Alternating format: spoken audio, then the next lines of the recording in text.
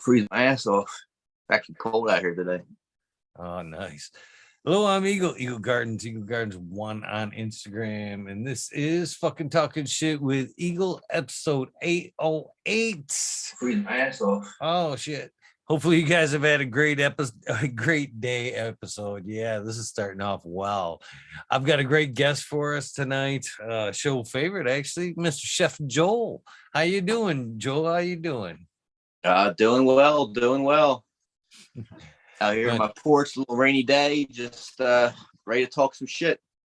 Nice. You want to remind everybody where, if they're looking for you, where they can find you or some of them great genetics right off the top? Well, Norstar Genetics, and I have our own seed bank at geneticsupply.com. So we just find everything you're looking for right there. Right there, Shiva. What's new, my friend? And I believe you've been pretty busy in the kitchen. I usually am. Yeah, I'm usually doing a bunch of cooking stuff up. So, I mean, just made a curry the other night. It's one of our favorites in the house to have all the time. Nice.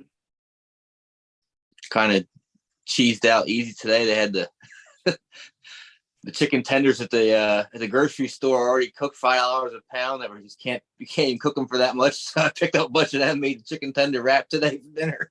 Just didn't feel like spending any time with it. But usually cooking up stuff. As far as in the, all right, Shiva, I know. Give me a minute, sweetie. As far as in the greenhouses, I want to take a walk out there, but I mean, with the it's already dark here now, so there's no point in heading out into the greenhouses to show you the 3D run. But I got a 3D male I use to pollinate a greenhouse. We got a nice run of fresh stock there coming down for everyone to check out soon, hopefully. That's something fun to look forward to. How you been doing? I've been doing pretty good. Life's been treating me well. No complaints here. Cool. So what kind of new genetics are you cooking up in that kitchen? What's cooking in that kitchen? Well, I just got done shucking a bunch of Colombian stuff. I sent you some fresh stuff. Actually, I have about 6 of those down right now, just testing them out. Some of the El Saban.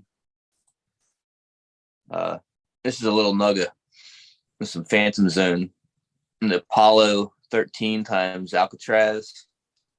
Oh, this one's so good. But I got that Colombian run, like I was saying, I just brought down.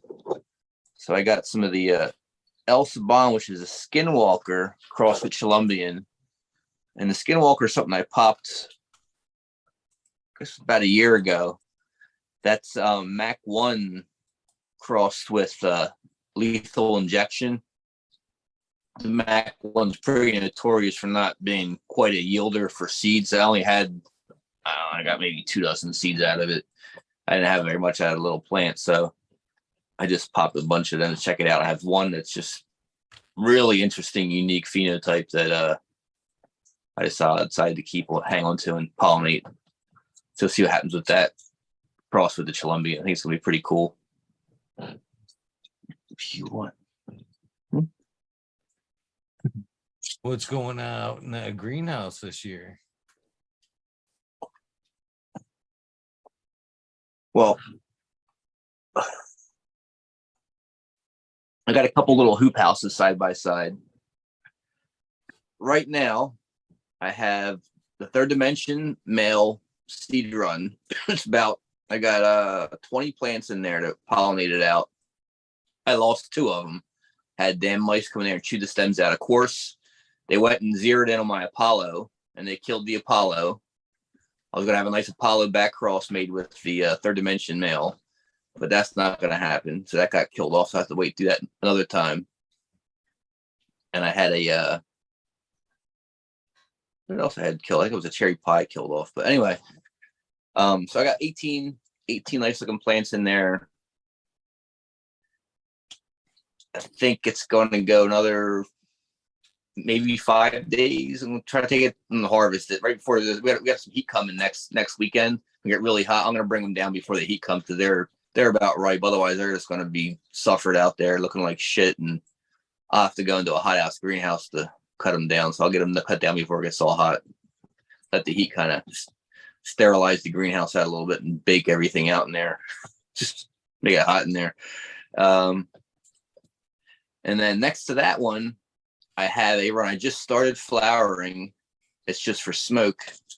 That's a mix of Blood Moon, which is Moon Shadow crossed with Colombian. I've got some of them in the back. I've got some 1985 on the side. That's UK cheese crossed with Golden Child, which is the Golden Child is Oaxacan crossed with Colombian. So that's a UK cheese crossed with Oaxacan crossed the UK cheese crossed to Santa Marta Colombian Gold.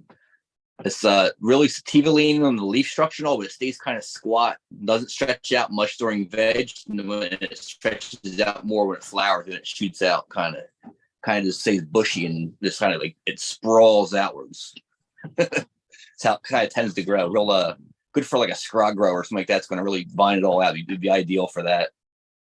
I got a couple dark wood in there. They're just getting too freaking big. I've already had to chop the top of them off a couple times to try to keep them in check. I've got a few Mac 1 and a Third Dimension in there.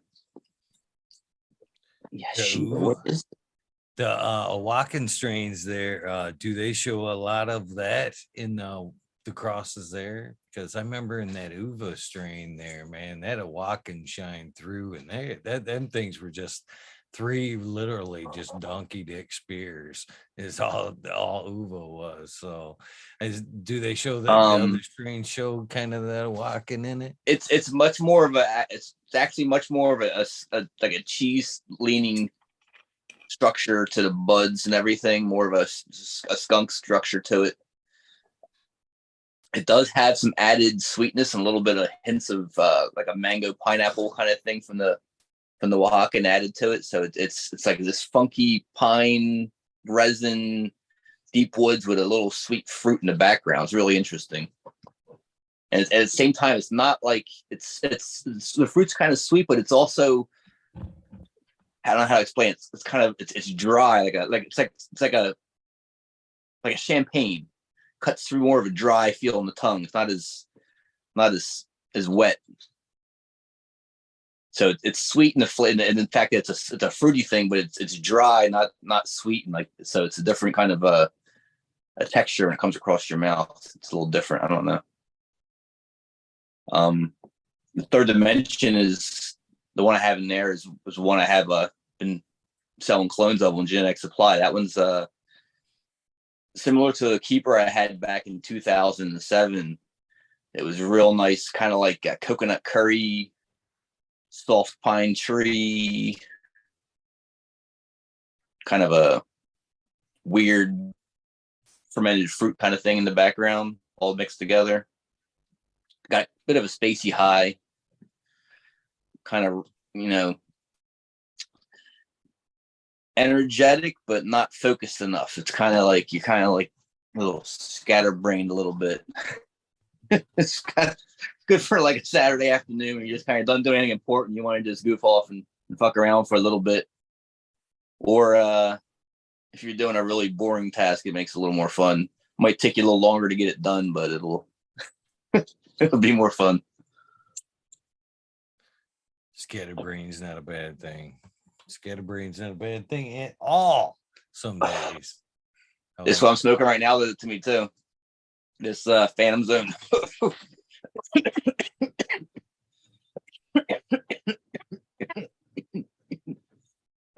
Out of everything you've created lately, what would you say has the most interesting, like, standout profile?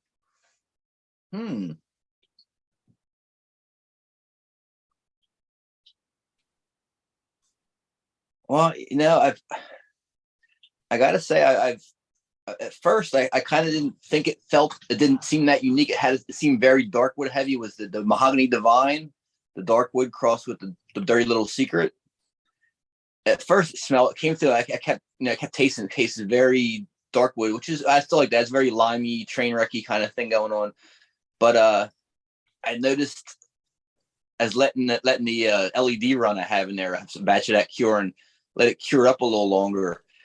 Some of the berryness from the Dirty Little Secrets coming through, and now it's almost like the liminess is turned into, is melded with the berry. So it's like a real tart berry, real sharp berry flavor. I'm like a I don't know, like a sour gummy Fruit Loop kind of thingy. I don't know. It's really, it changed as the cure went. It changed on me. I really enjoy it now. I'm like, oh wow, this is more than that. You know, it's not just I have several different darkwood crosses that are kind of darkwood dominant, and I had darkwood all the time, so I have plant to smoke with. So I was like, it's kind of a little too darkwood dominant for. I was going to get rid of it, but now I'm kind of like thinking I might make sure I keep on to that one a little longer. It's a little something different with that. I like. That darkwood was good. The sample that you sent me the last time, for sure. Yeah, I think that was from greenhouse from fall time or something. Yeah. Kind of what I was leaning to my next question there is, you know, most times people require, rely on testers for various results, but you run a lot of strains yourself and you have a few different setups to run them through. How big of a difference do you see from like the greenhouse to the LAD, in your own neck of the woods? Because a lot of times environment does play a big key in that, but it, you know what I mean? It should be same thing, pretty close.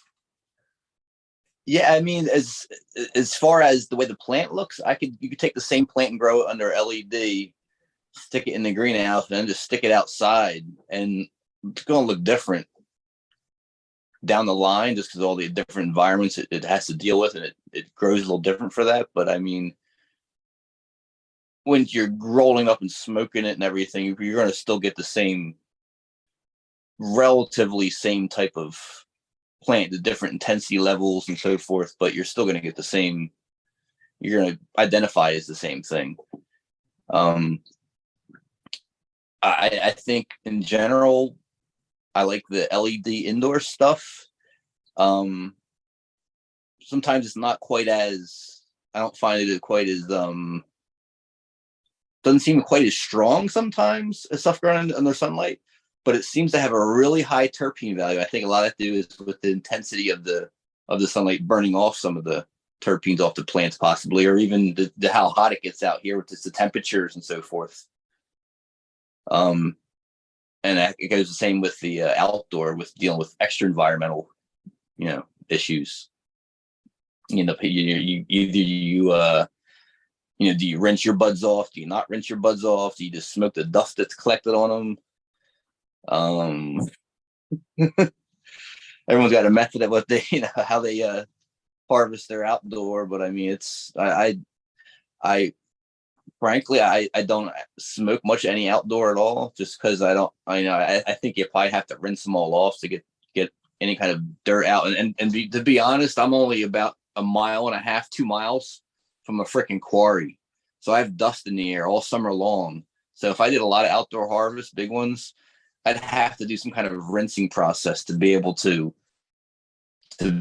sell bud that I would feel conscious it's not like bloated with this dust in the air, because it's why I have HEPA filters in my greenhouses, because it's just too dusty out in general. I have to wash my car once a week just because it gets just general dust buildup all year long from this quarry down the road. But I think, with that being said, the outdoor plants, depending on the elevations they're grown and so forth, and where they're at, how much sunlight they get and intensity, they get the most UV light. I think that helps build up cannabinoid levels. So you have maybe stronger THC levels in some of those plants if they're still kept somewhat, safe from heavy rains and pests and everything else like that. Greenhouse is a happy medium between the two, blocks down some of the UV rays and so forth that might make it a little bit less potent than pure outdoor, but you still get the sunlight. Might help preserve some of the terpenes by having more protection for the plants from other environmental things also. I don't know. It's kind of a give and take. I think the greenhouse is the cheapest for the best quality. Probably saves you the most money for the square footage you're putting in. If you want to, put like a 10 by 20 in and grow, you can probably grow 25, 30 pounds a year, and that no problem. It won't cost you as much as probably 2 small indoor little tents. So, where are the terpenes buried in the cannabis buds, in your opinion? Is it like a waxy substance in the bud? Is it the trichome head? Is it in the trichome? Where are the trichomes hiding? well, I think the terpenes are, depending on what terpenes they are. There's probably a mix up, and also there's different kinds of trichomes on plants. You have ones that are short, uncapitated, then you have the capitated ones. So, and the stalks of the trichomes are all vascous, full of oils and everything too. So they're all over the plant. I know we have different weeds in the backyard. There's like these little sundew plants that grow and everything. They have hairs on there. It's like oily, greasy up and down the leaves everywhere. And you look real close, and it's almost like they have little trichomes all over them. Even at like the lavender plants, you look at them real close, it's like they have trichomes all over them. Same with rosemary, little fresh growth of that in the flowers. It's almost like they're oil glands bursting just off the sides of them. So it's all throughout the plant, yeah. All those little resinous heads.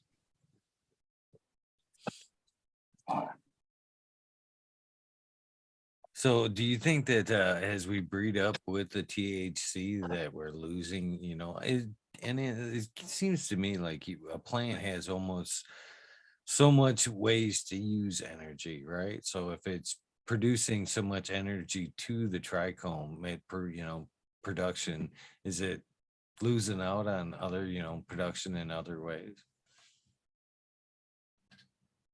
Could be. I could see it's depending on the overall selections made. You can still make a selection for a high THC and not lose on a plant being vigorous and having flavors. It still comes down to I think the proper breeding of if you come down with you're just looking for the most potent plants and you're strictly breeding by tests and not smoking the plants. That's where you risk something like that happening. I think if you're going through and you're smoking your plants first and you're keeping all the ones you like because the way they taste, the way you feel, and then you test them and you keep the strongest ones, well, then you're still keeping the good stuff, right? You're still keeping what you like, the way it tastes and made you feel and everything. It just happens to be the strongest out of those. I think you can keep breeding that way and you can maintain or elevate your THC levels while keeping it being good bud. I think you get some of these breeding programs they have in some of the corporate facilities, and they just grow a bunch, test a bunch, and make their selections, and no one even fucking maybe tastes any of it. Who knows? It's like, oh, this one tests way high, so we got to keep it. Doesn't matter. I think that's happening a lot myself. So when you're producing a strain or you're thinking of producing a strain, is THC content? Is it the flavor? Or what is it about the strain or trichome size? I guess we throw that one in there. Is it a hasher? You know what I mean? What are the things that you're looking for in a strain?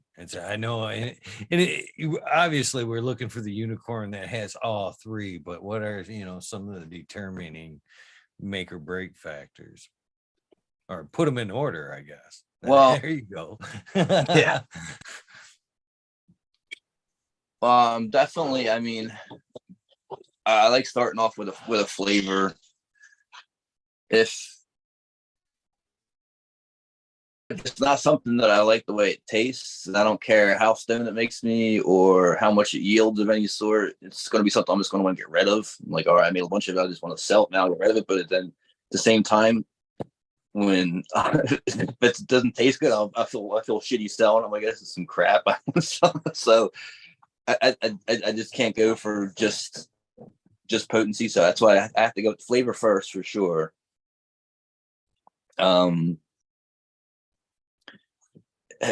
probably on the same level as it being potent and strong is it has like a special factor, something to it that just is it with whether the taste comes through all the time. Is it a certain smell? Just when you smell it, it just or is it the taste that lingers on your lips after you're done smoking that stays, that makes you just like, that's what you smoke it for. It's just that taste afterwards that lingers that you like. I know I've referred to several times before as is it like a time machine? Is it something that when you smoke it, it takes you right back to a place in time, that smell, that flavor, that I remember that 25 years ago, wherever I was at that exact flavor, that's what I remember. Does it do that to you? If it does something like that and gets you stoned, obviously it's potent enough to where it's something that I can smoke, and after I smoke an eighth of it, I'll still smoke more of it. I'm not like, already, all right, this is pointless now. I'm just smoking. I might as well smoke a whole eighth fucking joint every time now, because it's so pointless. So unless it's some kind of total boof, at that point, if it hit me some other qualities, it's kind of hard not to be of somewhat of potent. So I mean, quite frankly, I guess if it hit all the other qualities and came in at like a 16% THC, I'd probably be totally fine with that, because I can roll a nice size joint, but with 16% THC and get plenty of stone smoking a nice joint to the head of that. And if it tastes good and I enjoy it, then that might be perfect thing to roll a few of them up and go do yard work with, and just as well as if it's the kind of thing where I pack a bowl up and I take 3 hits and I'm like, ooh, I better go sit down and have a glass of lemonade or something and just take a chill for a minute. Either way, I'm happy with either one. They both have a use. So as long as it's enough to put a smile in your face and makes you feel good, then it's plenty strong enough. But it has to meet the flavor quality, and ideally something special about it. I mean, trichome size, or I mean, that's a lot. That's really a lot for the hash yielders, I guess. Obviously, I like a big trichome. I guess I'd like to say I like water hash, so I like a little bit drier of a trichome, so it freezes well, so it'll break off nice.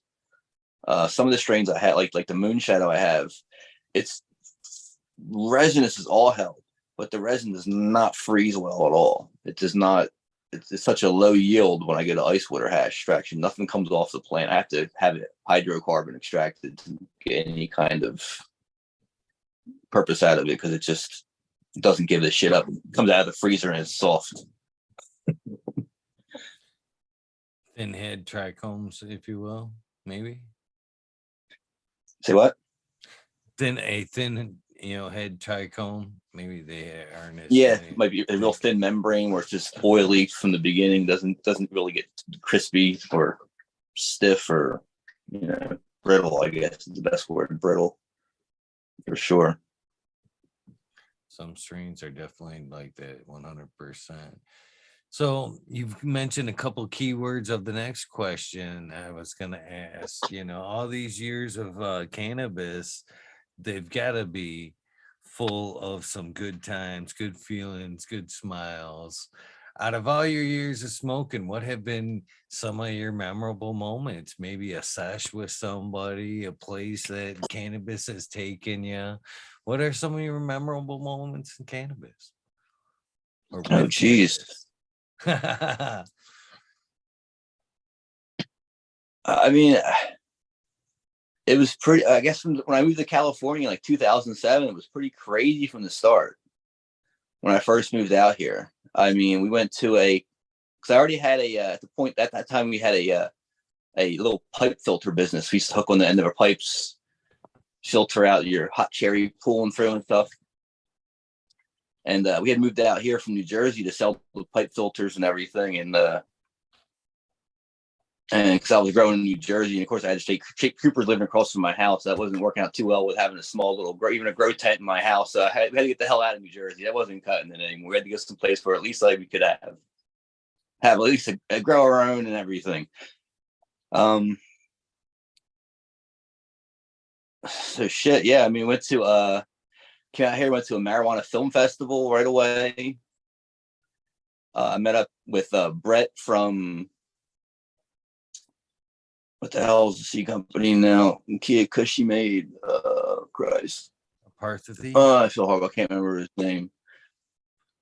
Prabhugi, is that the brand? Oh, but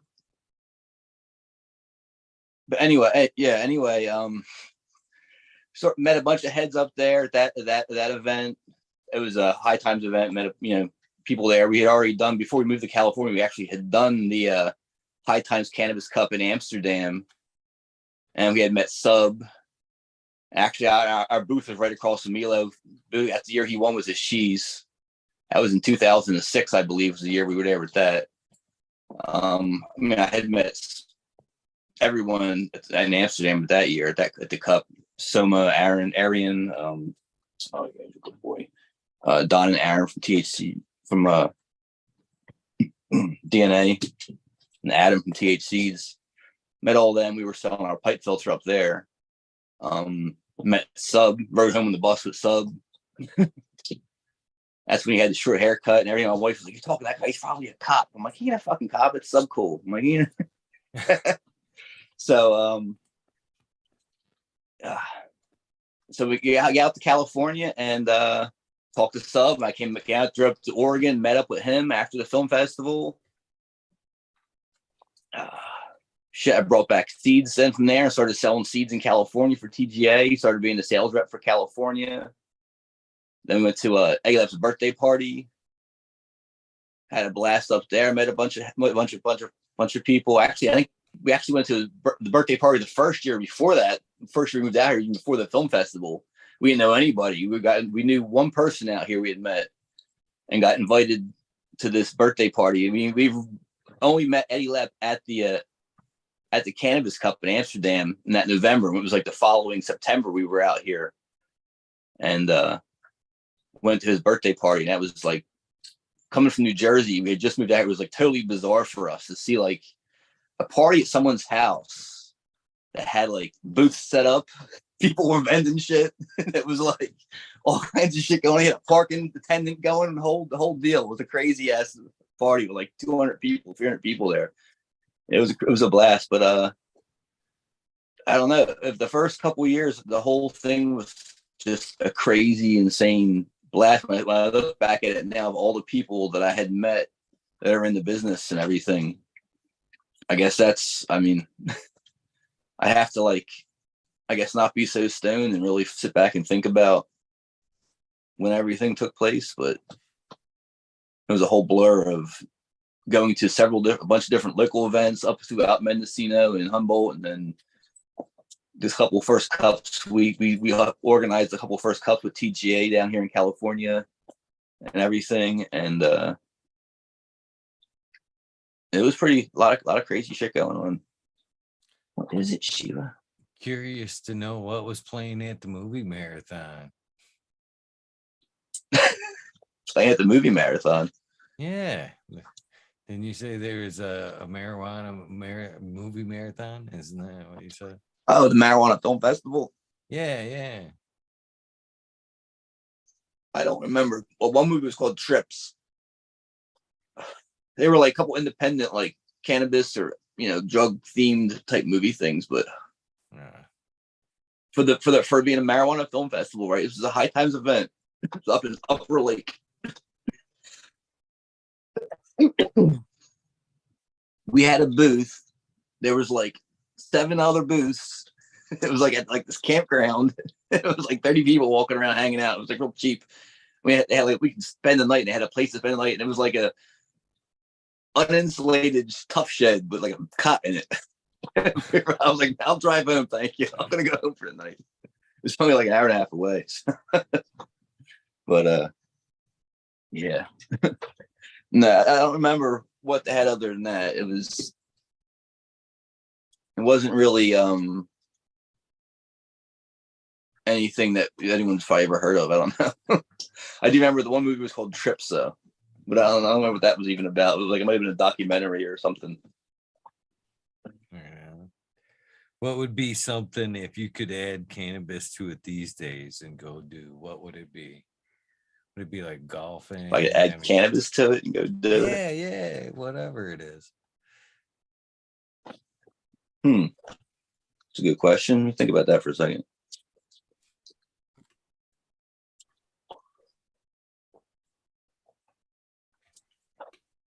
The tough because I add cannabis to almost everything I do already. So I'm trying to think what could I have when I try? Yes, I'd like to do add cannabis.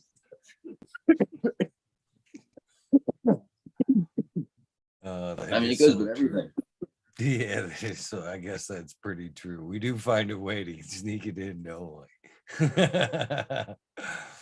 I was gonna say just go tubing down the river because I haven't done that yet out here in the Russian River. But I mean, most likely I would definitely take a couple joints if I was going to do that. So that's regardless. Well, I'd say skydiving, but that'd be hard as hell to do. Yeah. Dabs maybe before on the plane, take a rip on the plane before they kick your ass out. I know what I do. I've gone caving several times. I like to go caving and smoke a joint down in the a mile and a half underground and smoke a bong. Might not be a good idea. You have a hard time finding your way out. But yeah, that'd be pretty trippy. That'd be a fun one. Yeah, hell yeah. Yeah, as long I don't know. It's a little sketchy, so I don't know. Yeah, that would be fun. Might not be smart. Oh no, that sounds like a match made in heaven there. It kind of now if I was going to do that and maybe say like pack a lunch or something, go down there and then hang out for a while, not just go continuously walking all stoned in the caves. I get lost probably, but I go down in the cave somewhere and then maybe have a smoke and chill out for a bit and enjoy it, and then go walking after I get, so I don't get myself lost or walk off a cliff or something like that.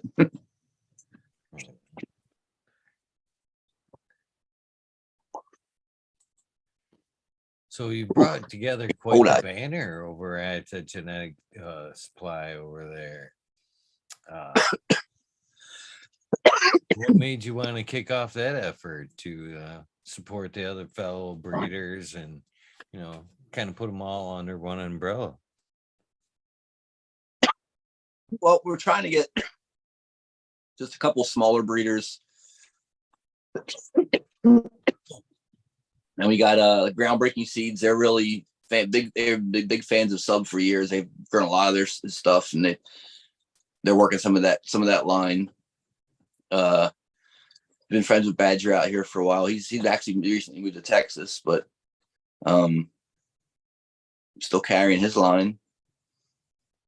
Goober, my friend, lives down the street. He's actually working a lot of his own line, but a lot of people sell their own lines now too. So we're not really trying to pick up a lot of the stuff that everyone already has, because a lot of stuff's already being sold in 10, 15 different locations. And the people who have their own website and sell it now, because you can just sell everything yourself now too. So ideally it was so I could have an outlet to sell our stuff that wasn't hooked directly to Norstar in the first, and then pick up other people's stuff. And we can just do better customer service than most people can. So that's part of the whole thing, is just we try to go above and beyond. Every month there's at least $50, if not $100 of freebies that go out with every order. So it's a constant. I'm always giving out more and more seeds, and we're always running specials and promos, and just the ability to do that with our own seed stock. And then I still had the whole line of Producers Overstock, which was all the old stuff from Sub, which is it's probably going to be July. It's going to be the last month we have that stuff available. It's just going to be all 5 years old this year. It's getting old. It's time I'm going to pull it back and just work some of the lines. So it's not going to be available. So it'll get to a point to where I'm going to have to be sending out orders, and I'll be constantly replacing the seeds. That's a pain in the butt for both me and the person that's growing them, popping the seeds, and they're all getting too old to be anything more than like 30 or 40% popping. So time to pull them off. I mean, I'm sure certain ones will be still more viable than others, but quite frankly, I got so much other things to do. I don't have time to go through and do a 70 strain germ test and see which ones are the best, decide to keep which ones I'm going to keep on, and alter all of my menus, go to the website and change all the website and keep only certain strains available. I'm just taking them all off. They've been available long enough. We have sales going, so there's buy one get one free from here on out the rest of the year. We're just trying to get them cheap as possible, blow them out to everybody, so everyone has a chance to grab them and grow some of them. And now I got feminized seeds, so it's just easier to be under control of myself. I pack most stuff to order. I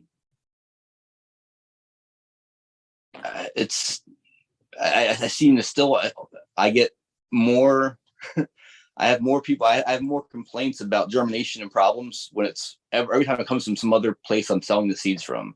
So I don't know how they're being stored or anything. So I don't know what's going on or how they're mailing them or anything. But I have so much less complaints within my own with our own seed service that it seems less.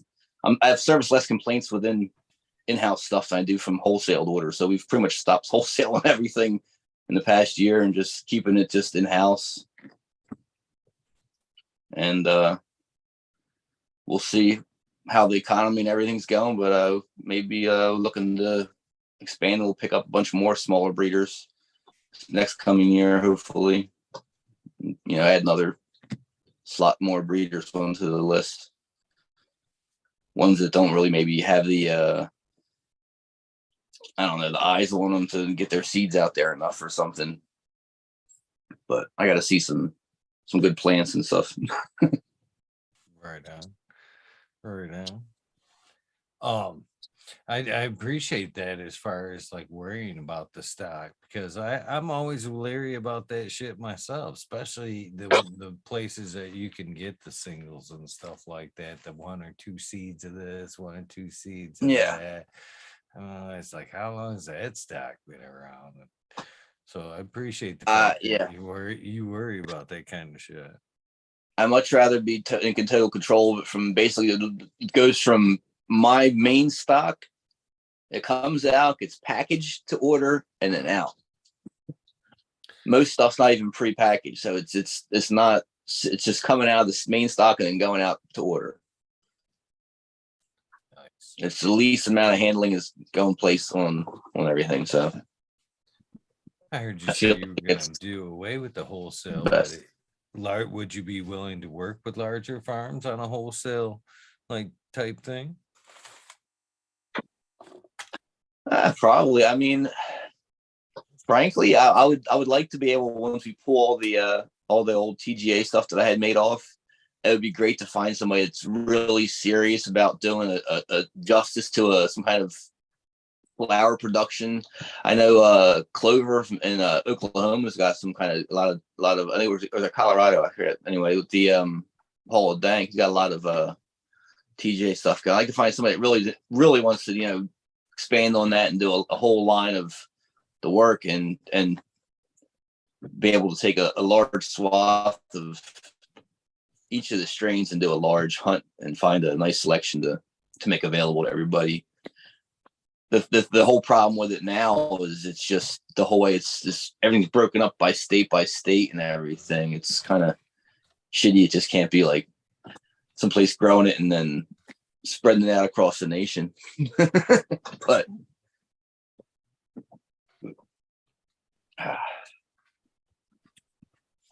yeah, I give you big respect for even keeping them seeds going and making them available for a lot of people. A lot of people have thought they've lost a line to that stuff as immediately as sub pass, but you managed to keep a lot of stuff that people we're still yearning for out there. So I give you props for keeping it available. Well, I've given some people some stashes of certain strains for them to work with. Hopefully they're going to go ahead and continue to work some of those lines.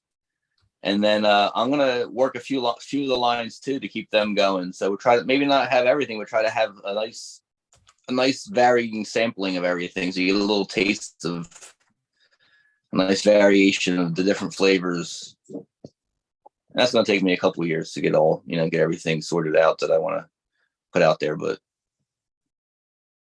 it'll be good. I think maybe we're going to do something with all the lines that are TGA related. Like to do some kind of donation of some sort, percentage from the sales of those. So it's for the alpha. We'll probably work something like that out with them. So we'll see how that plays out. If they're interested in taking money or whatever, but we'll see. Maybe anonymously. Well, it's about time that you step out into the forefront anyway and try to push some of your own lines and build that yourself. So all good things in time, right? Yeah. I still got a lot to work on. Right now I got a bunch of OG stuff I just popped, all seedlings that are just like 3 inches tall right now, little things going. What do I got? I got some of the Hell's cubes, the Death Row OG, which is Hell's times Alcatraz going. I got a bunch of them going. I've got the Bubba Kush crossed with Alcatraz. I got a bunch of them going. I got which is supposedly the original OG Kush. It's good. I mean, like a lot of other really good OG Kush. I don't know. It's hard to describe. One's more original than the other. I mean, who knows? But got that crossed with the Deadhead F2, the Shakespeare OG. I got a bunch of them going. And what else? I have something else going in the back. Shit, I forget. Oh, and I have Stell going. It's Runs times Alcatraz. And that going. So see what they're like. So when you pop something like that, how much time, and this is one of the things I've talked about when people talk about, like, say, price of seeds and shit like that. So how much time, say, you pop something like this and fucking, how long does it take you to, find that one keeper before you're like, yeah, this is the one I'm going to work with? You know what I mean? And with how long do you think that process? This is right. What I have going on right now is they're in trays. And they're in the 18 cell inserts. So I guess it's about 1 cup of soil per plant. And they're about yay tall. Once they get another set or two or leaves on, I get a little taller, I'm going to start flowering them already right in the same pots. And I'll cull them all out by males and females and sort it out and separate them. I'll keep the males in there that are flowering. The ones that come real early, I'll just get rid of. I'm not interested in a super early male, so we'll get rid of them off the bat. And then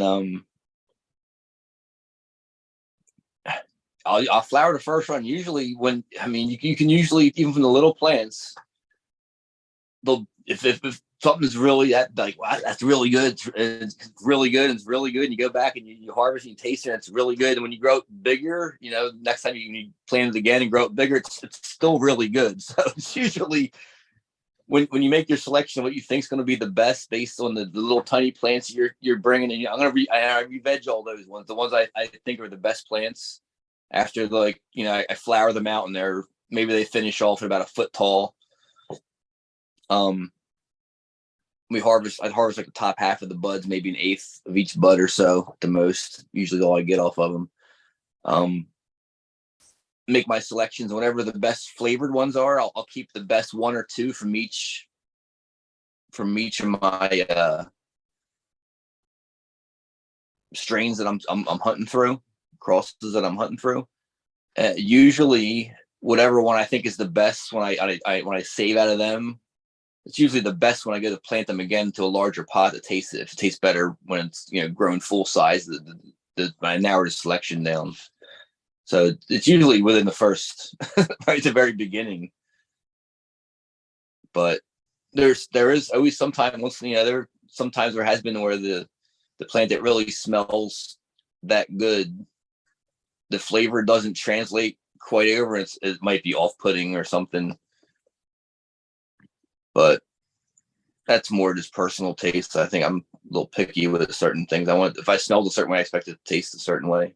If it tastes different than it smells, and I don't like the way that annoys me sometimes. So I mentioned you mentioned that like a short showing male was like out of there. You know what I mean? What's the big deal with the male that shows early on? Or I feel like it's just it's quick to show male. It's going to pass on a lot more male tendencies in my plants. It's super early. I mean, now if I'm actually trying to breed to bring flowering times down and something, like if I'm breeding all Panamas, then maybe I'd want an earlier flowering Panama. If I'm trying to bring Panama in from a 17, 18 week to bring it down to like 14, then maybe I would do that. But in general, my plants, I'm looking for something in 8 to 9, 10 week range. I take the early ones down because I feel like the plants that finish up a little later are just better plants. So I pass that ideology on to the males. Just all right, the ones that finish more in the middle are the ideal ones in the middle of the range usually. Nice. And does it have is that decision based on any kind of, does it affect the overall buzz? I remember Subcool always saying like the male that showed the last would be like the most narcotic kind of type of thing. Is there any truth to that? And you notice, or do you notice that? I don't know about that. I would say that if you're breeding something that's kind of hybridized and you're more indica, then maybe something that the longest would be the most hybridized of the two. So it might be the most mind warped cluster kind of buzz. But I feel at the same time, if it was something that you're breeding, it's more sativa, the longest going male is going to be the most sativa leaning male. Then it might be the most just up in the head and the least narcotic kind of feel. So I don't know. I think it kind of depends on the geno set of what you're breeding with too. So if it's more indica, shorter flowering base time, or hybridized shorter flowering base time, then maybe the longer would be more along the lines of the hybrid leaning phenotype right down the middle. If it's more indica leaning, so it might be the most blend of the two, the mental body.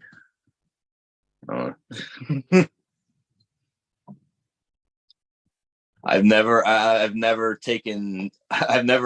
made seeds from the earlier batch of the same plant versus the late batch of the same plant and compared the outcomes of the two and everything.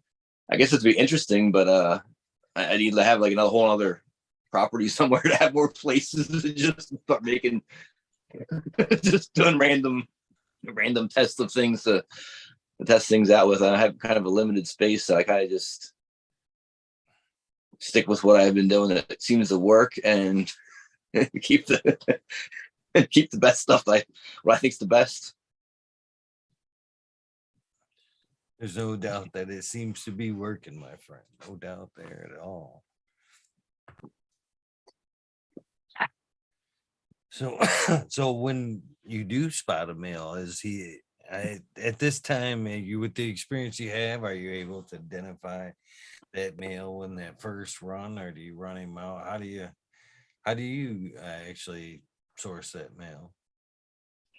Well, I'm gonna have to change things a little now because I used to have a separate whole building that I used to do all my male hunting in. I used to take all my males and put them into a different building right away.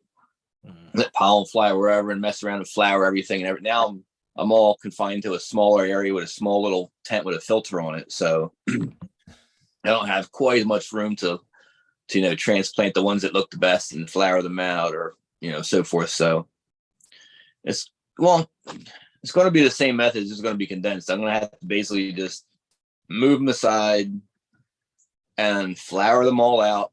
And I got to inspect the smells, the structure of the plant, the density of the flower clusters, the resin content, sort out the best couple from each. Whatever, say I'm doing 2 different strains and I have 30 plants and I have dozen males of each. I'll keep maybe the best 3 from each that I'm keeping at the time. Get rid of the rest. Keep the best 3 from this for initial findings. Give them a small transplant and then re-veg them. And as they're re-vegging, usually they tend to put off even more resin and more crystals. I'll cut off some of the re-vegging flower and dry it, and grind it, smell it. I'll even smoke it. If anything stands out better than the others, then I'll make another selection then and get rid of something else. And then it just comes down to how well they look, how well they bounce back from a re-veg, how fast do they revert back and stop having flowers and everything. If one's stronger than the other, that's the one that I usually keep. If all things are equal. If one's a standout, then the other ones don't even get transplanted usually. If I have one really superior standout compared to the other ones, but sometimes you only have 2 or 3. They're hard to tell difference. They're very similar. They're all really good.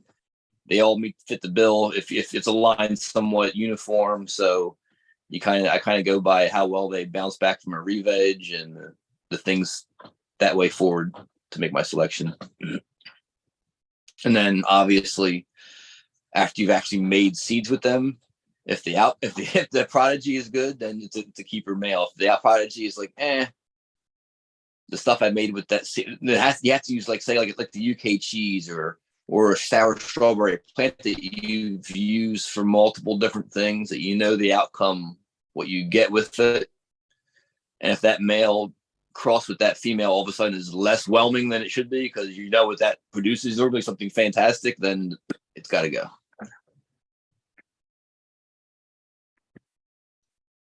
How often does that happen? Usually not too much once you get past the initial stages. Once you've made it, if all your selections are good, usually pretty good. I did have it was from a smaller selection, but I had a Larry OG, made through everything and just really didn't put out pollen. It was like everything, and it was shot a big blank. So it was kind of like had a few seeds and I've planted a few of them. They're just shitty. It's the same thing. It's a shitty pollen producer. You usually get shitty ass seeds out of them too. So I've had you can get that to happen. I've had that happen before. And then I have something you have that's, it's not bad, but you're breeding for it because I'm trying to bring flowering time down. So the purpose is to bring the flowering time down. So the certain crosses I'm working with that might not improve the flavor like I'm looking for in my garden. I'm now at the point I'm trying to get the outcome of the seed crosses is always obviously be in-house stuff because it's not something worth selling. But you bring it in-house where you've made a run of seeds. You're hoping it was something that'd be worth selling too. Obviously, you plan it out. You meet the goal of you're bringing down flowering times, but the flavors are coming out flat and stuff. So you're like, this is not, 8 out of 10 seeds have flat flavor. It's not worth, it's no good. So you got to scrap the run pretty much. But what you do is you do a large search. You're looking for the short flowering time while retaining the flavors. So then you got to take them plants and move them plants forward. So you retain it for a purpose and you still use it, but it's not so much a keeper anymore. It's used, it's gone. You're looking for the prodigy after that only retains that short flowering or that big yield or whatever you're trying to add to your plant. But you're at that point, if that's all the goal it's meeting, at the least you're trying to retain your best features from the plants you're crossing to, and then the best. Yeah, then you have to. Them seeds have to be solid when they generations after that. So it's it can be a long process if you start trying to take a plant for just one particular trait and trying to breed that into something and then going on with it. If it has undesirable traits that pop up, because now you're kind of breeding problems into your breeding process. So you have to be real selective with anything you would work with that you've used that earlier selection with the dull plant flavor somewhere, right? Because it could pop up later and be a headache for you. So the best just to leave all that shit alone. But you can find some kind of, duddy shit that you can work stuff with. And I've seen people give me stuff that is definitely like that, where it yields and it's solid and resinous and it's just tastes like hay, but it's consistent. He's not a good turf, though. It's consistent across the line.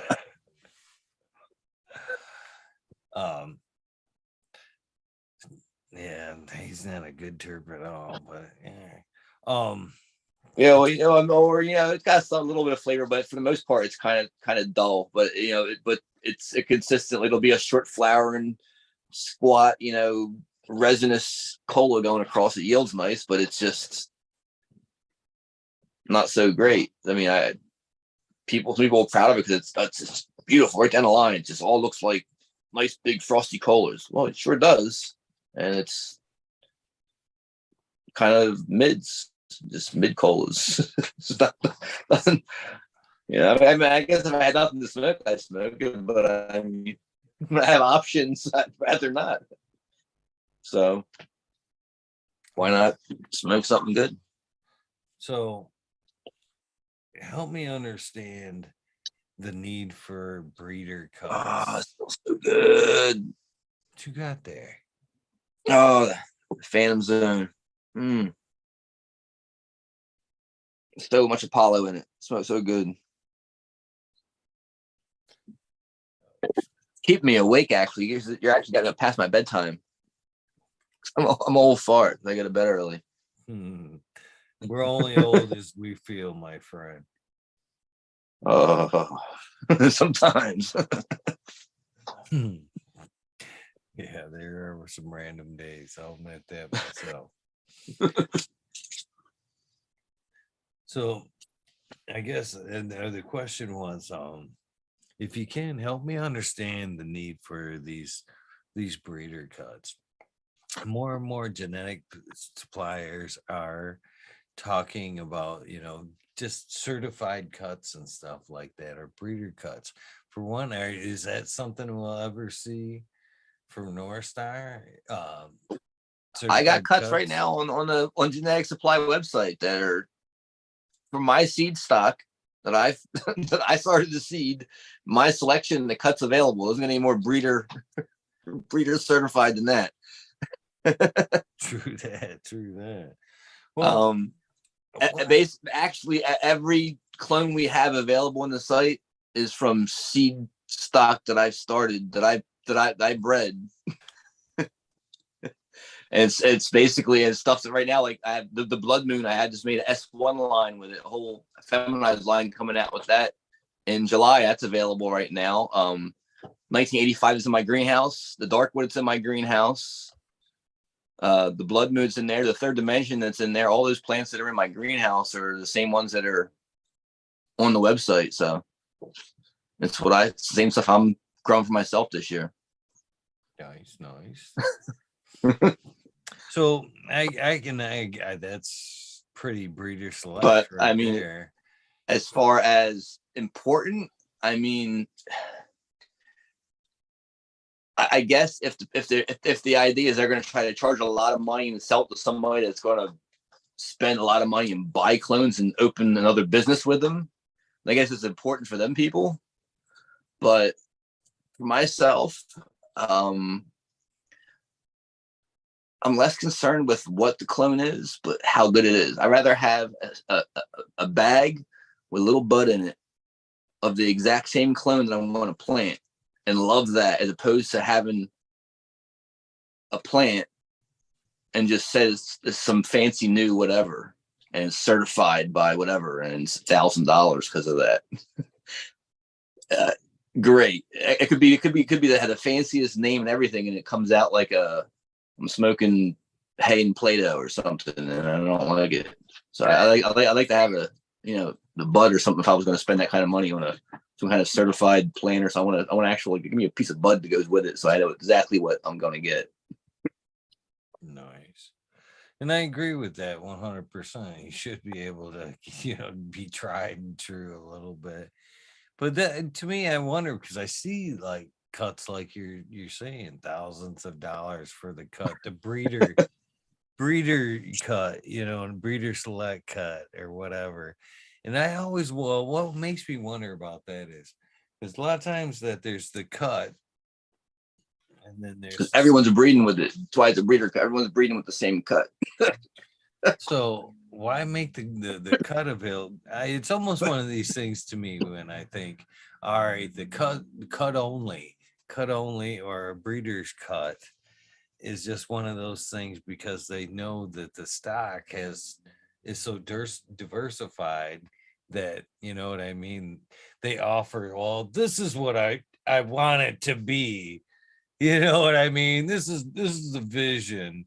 If you want the breeder's cut, this is what hopefully someday, if you pop a seed, you'll get 10 of these. You know what I mean? But if you want to skip that process, here's the cut. Is Well, that that's where I got you going. I got the 1985. You can't get it in seed form. It's not available anywhere. I don't have enough seeds. I only had a small little bag, and I planted some out for myself. I got really happy with one of the cuts, with one of the phenotypes, and then I just decided to go ahead and make it available. But you can't get that anywhere. It's not available by seed at all. So that's a clone only elite cut, whatever you want to call it, I guess. But it just came out of some seeds that I have a whole big bag of seeds. Like, I got hunting through it. I'm like, oh, that's what I'm looking for. I want to plant that one. And I only have I got maybe 40 seeds in there, and I planted like 2 dozen of them. But I'm not gonna bag up, 2 10-packs or a 5-pack of seeds to make it available. So it's clone only. I can understand that scenario. But I mean, whatever. I got a mail from it too that I'm going to be running soon, so I'm real happy with that. So we're going to be doing a nice big mix of that, and I'll F2 with the female stock, and that'll be fun to play with for sure. With all that goodies in there with the Oaxacan and the Colombian and the cheese. So that'll be coming up soon. Is that a custom piece you're smoking out of there? This is from Lotus Glass. We got this back when I was in New Jersey. I don't think he was in New York at the time. We actually put a wholesale order in, but it got several pieces of glass. But I've had this for, I guess, I don't know, 17 years or something now, at least. That's a good run on a piece. Yeah, that's an excellent run on a piece, I would say.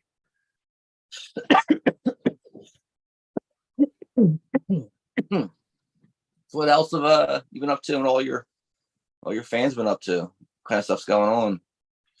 You guys into knives and shit, or firearms, or what other kind of stuff you guys into? I think that there's there's something for everybody there. Knives, 100% one of my things for sure. I mean, I would be bullshitting you if just by reach, Joel, there is 1, 2, 3. This is my favorite one right here. This is like a feather. It's a Dominican. Oh, nice. And it's kind of more like, oh yeah, like a barber's blade. I've seen that. Is that a wee knife? That's a wee, isn't it?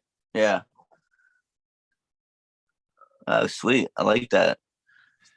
So that's one of my more favorites there. And I'm sure. All right, I'm just checking the top here, but I know like just going out here. And remember, Joel, I haven't got up yet. Like Rambo with that one. This is the zombie killers. Yeah, this is another one of my favorite right here. This is the eagle handle. It's got the eagle head on it. Dominican Esgle cool. there. Oh yeah, I like that one. But I knew I wasn't done yet. So just another like Bowie knife type thing.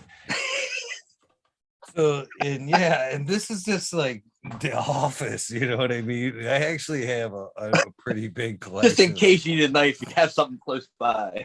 Right. Yeah. I don't understand why I've always felt the need to have somebody just kind of close by, but you know. But that's something. Oh hell yeah! Right there. I know you have a love for knives too. So do you have? I know you're the Crenshaws, and it's one of your favorites. Do you have a favorite? Like do you collect many, or do you like? Yeah, inside I have actually I have a whole standing jewelry box, and the top like 5 drawers are just all full of all pocket knives. I carry this one a lot. Just the Mannix 2 with a Bowler 3M90 blade. I dyed the handles. They were a tan color and they showed too much dirt, so I gave them like the military green look to it. But holds a pretty good edge. I use it all day long. Gets dirty and everything. It's easy to clean out.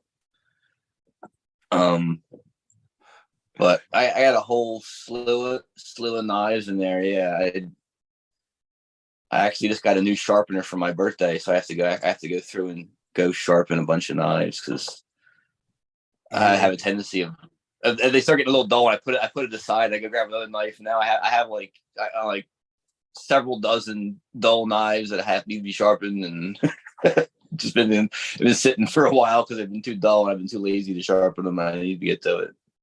But yeah, I have way too many knives. On that, my wife always rags me about how many knives I have. You're a knife man. You probably have more bags than I have. The kids and family are like, "What are we gonna get him for his birthday?" A knife sharpener. He could use that.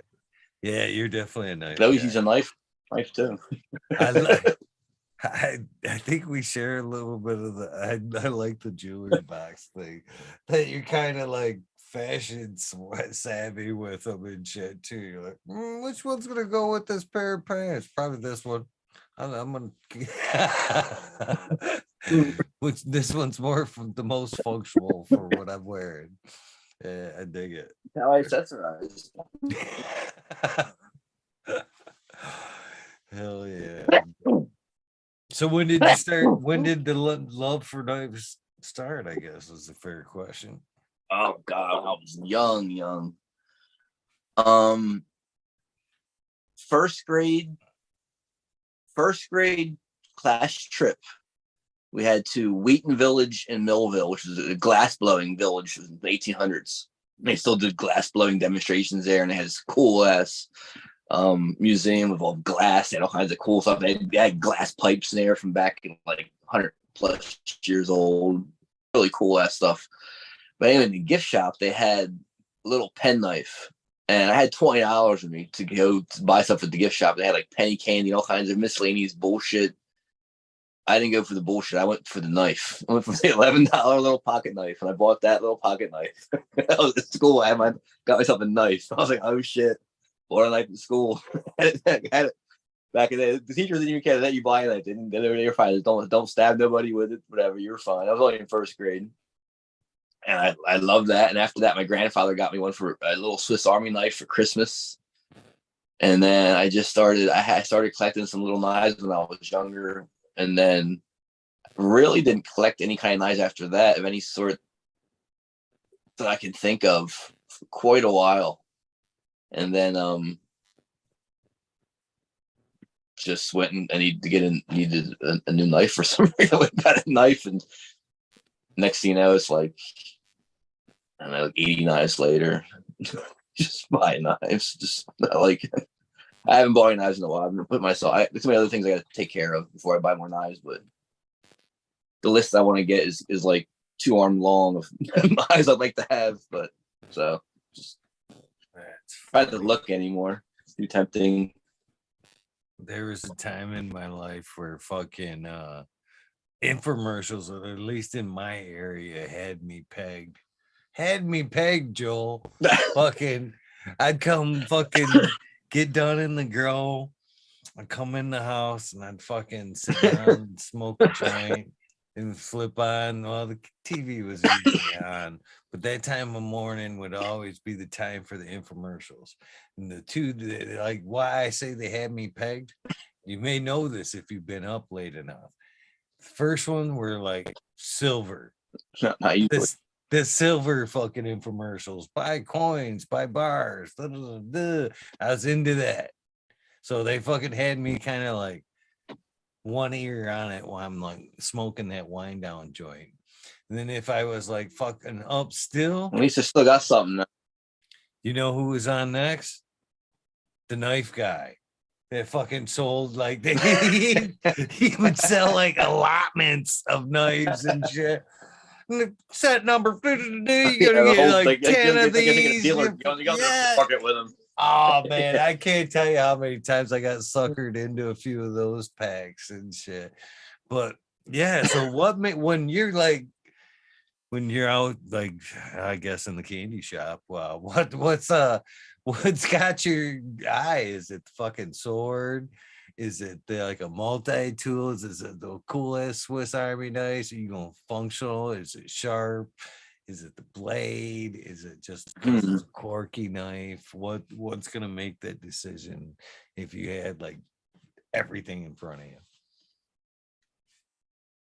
Well, I'm looking at all the knives. I want something that's going to have really. If I have a nice stack of money, I'm allowed to spend on it.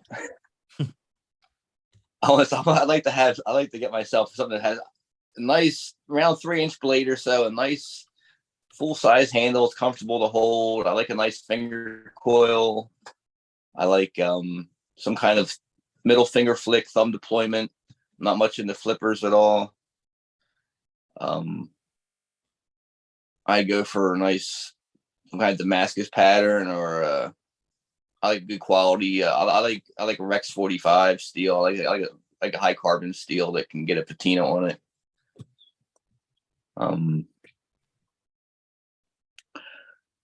Or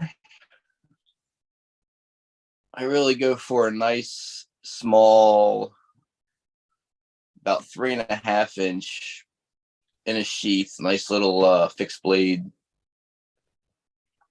just with a nice like false edge top, nice finger coil, nice hold, nice handle on it.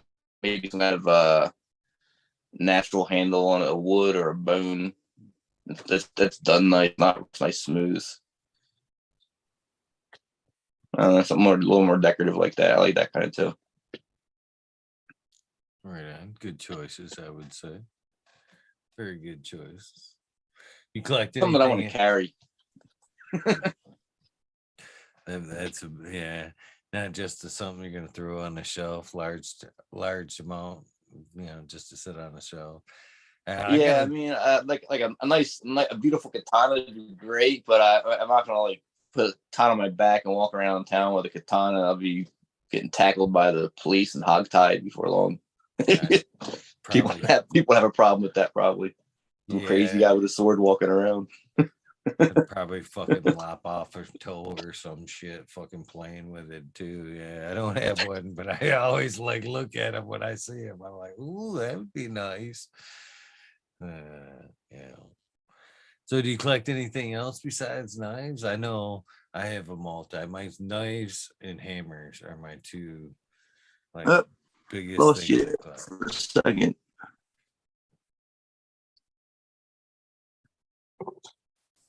And seeds. Knife, hammers, and seeds.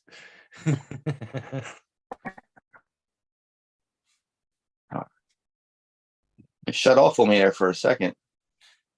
It's could have been a battery thing. Sometimes when you blow a little bit, it fucking will shut off your camera.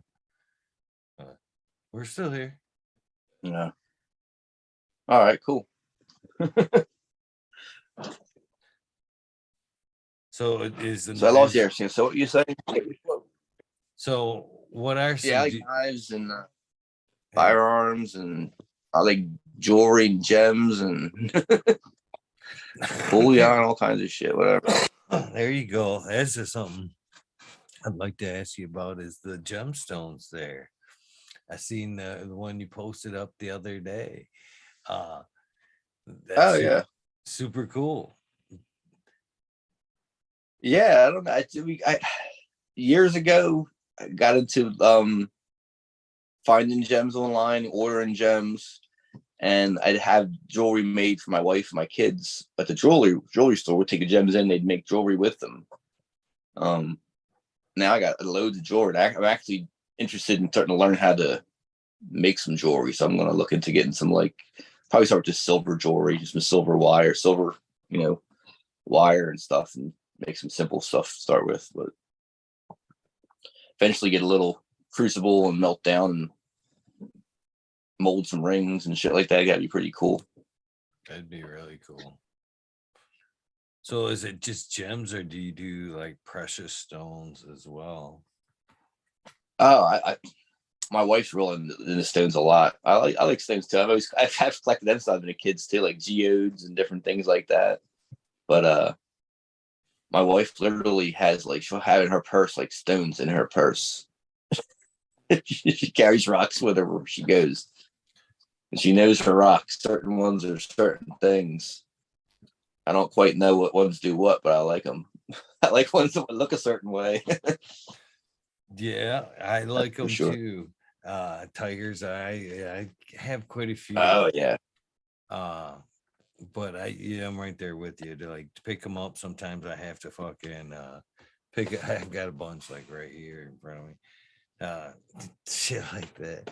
I gotta look them up. But when I buy them, I'll like look them up and this is good for that. And then after that, Yeah. we'll kind of use it accordingly. But I was always taught, like, when I believe in stones a lot. And a lot of people in the cannabis industry, I find, do kind of hang with the stones a little bit. Oh yeah. I think that's super cool. I was always told, don't buy by eye, buy by feel. You know what I mean? You get the energy you get off the stone. Oh So yeah. I've always tried to go with that method. It'll draw you in. It'll gravitate towards you. I gravitate towards the stones, man. Anytime I see like a shop that has precious stones or gemstones and shit like that, I wander through and just kind of check that shit out, man. When I was in San Francisco recently, they had a couple of like shops that were like the most stones I've ever seen in my life, and they had like boxes of them, you know what I mean, from orbs to just all kinds of cool shit. I could have spent fucking a day in there and shit just looking at everything. Yeah, they're cool. Oh, cool. I like stones and precious stones for sure. Well, man, I think I'm gonna head out. It's getting late, kind of late for me. Well, I appreciate you. I'm a bit tired. It's getting a little chilly out here on my porch too after the sun went down. Yeah. I appreciate you taking the time to come hang out tonight, man. 100%. Oh yeah. Even more so, the ability to pass out some of your genetics, some of the testers to the community. So a lucky bunch of these guys will get some of the gear, and I appreciate you 100%. I got 6 right. I'm looking to see what I get out of them. They're gonna be something special, hopefully. We'll see. And I sincerely thank you for that, man. You've helped me out along these years of giving away a lot of seeds, a lot of seeds, man. A lot of people grew out the sangria and all the other seeds that you passed along. The Tuskegee, the Buddhist hand, Fort Jefferson. You've sent me a lot of stuff over the years to just pass out to the weed nerds, and it's meant a lot to me. It's a lot of fun giving away seeds. So thank you for allowing me to pass the love. You know what I mean? Oh, It's huge. right on. With that being said, again, thank you for your time. One last thing before we go, man. Do not forget that Zoom link that I sent you is always good. Nowadays, there's 2 early Weed Nerd Worlds. Monday and Thursday are 9:00 Eastern time. So 6:00 Pacific Standard Time. So Mondays or Thursdays, if you ever want to fucking pop on and show the garden, if it's a little bit earlier, fucking hit that link, man. Come Hell yeah. smoke. Come smoke with us and show us your garden, man. Fucking true weed nerd shit. I know how to work. Right? I'll be seeing you. Same link. Would we love to have you, man, for reals. And the last thing I'd like to get from you, of course, is that silly soundbite. It's a new episode, so it could be a new commercial. So this is episode 808. If you could give me that, hey, this is Joel, and I'm on fucking talking shit with Eagle. You know the whole thing by now. I would greatly appreciate it, my friend. Yeah, sure. Here we go.